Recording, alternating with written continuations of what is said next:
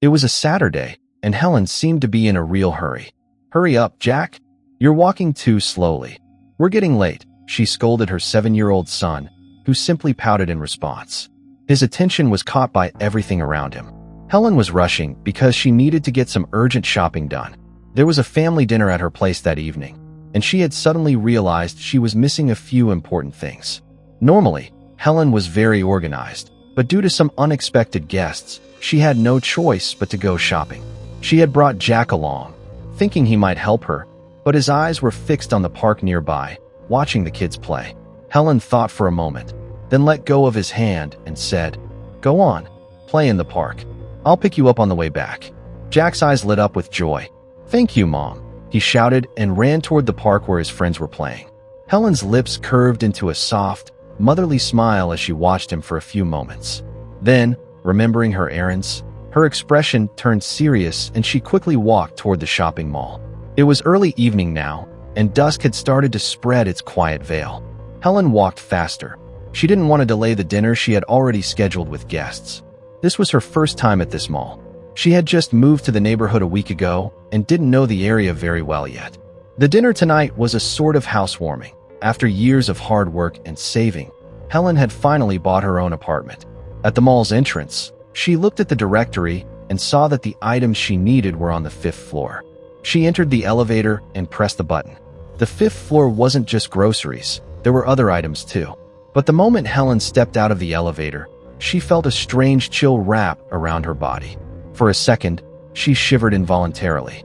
She quickly shoved her hands into her coat pockets and began scanning the shelves. Just then, a salesgirl approached her with a professional smile. "Welcome, ma'am," she said. Helen nodded with a polite smile, but the moment she looked into the salesgirl's eyes, she froze.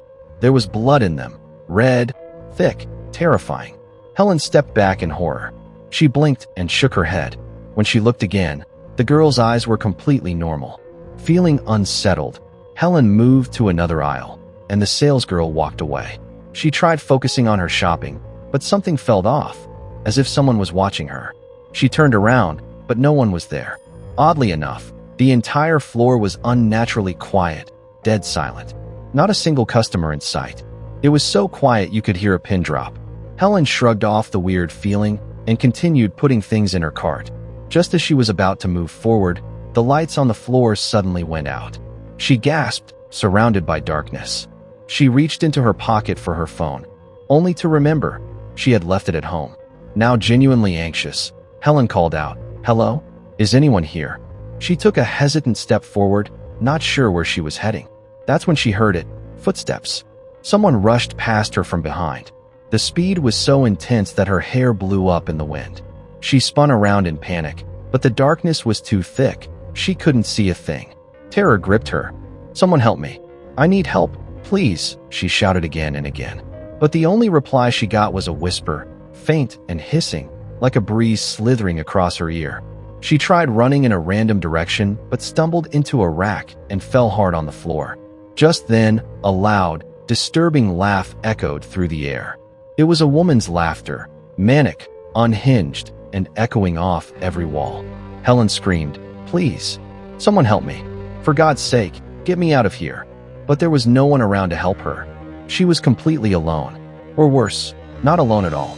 The very next day, the elevator doors on the 5th floor of the shopping mall slid open, revealing the smiling face of a 26-year-old woman.